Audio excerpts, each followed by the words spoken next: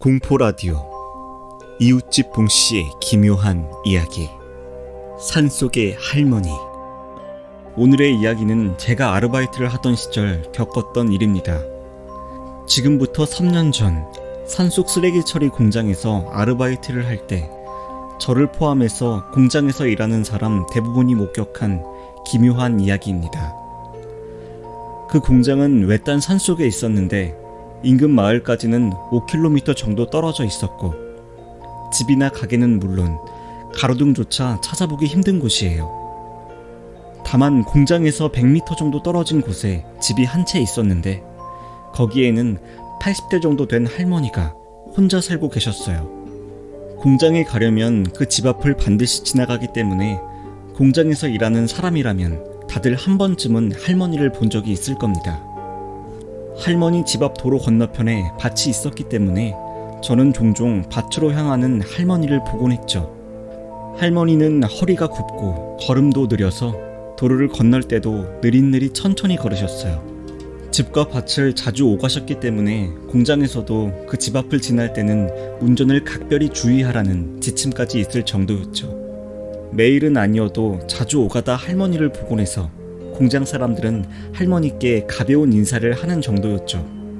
하지만 묘하게도 다들 할머니가 길을 오가는 건 봤어도 밭에서 일하는 모습을 본 사람은 아무도 없다는 거예요.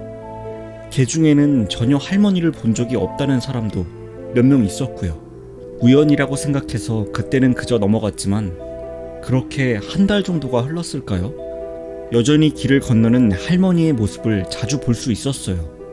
위험하긴 했지만 밭이 도로 건너편에 있어 할머니에게 아무도 뭐라 말할 수 없었죠.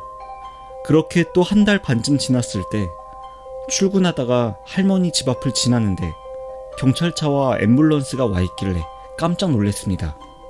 공장 사람 중 누가 사고라도 낸 게 아닐까 불안해하면서 출근을 했죠. 공장에서도 다들 수군대고 있었지만 아무도 자세한 사정은 모르는 듯 했습니다. 경찰도 딱히 시설에는 찾아오지 않았기에 별 정보 없이 며칠이 지나갔습니다. 그날 이후 할머니의 모습을 본 사람은 아무도 없었죠. 그리고 얼마 뒤 산기슭 마을에 사는 아주머니에게서 소식을 얻을 수 있었습니다.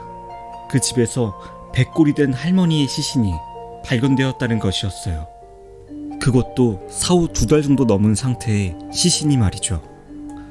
저를 포함해서 그동안 공장 사람들이 목격했던 할머니는 도대체 누구였을까요? 종종 죽은 사람이 무언가를 전하고 싶어 사람들 앞에 나타난다는 이야기를 들은 적이 있긴 했지만 평소 귀신 존재 자체를 믿지 않는 나였기에 너무나 오싹했습니다. 저도 종종 인사를 드렸기 때문에, 그리고 그때마다 미소로 대답해 주었던 할머니의 모습이 기억납니다. 도대체 할머니는 무엇을 전하기 위해서 계속 나타났던 것일까요? 오늘의 기묘한 이야기는 여기까지입니다.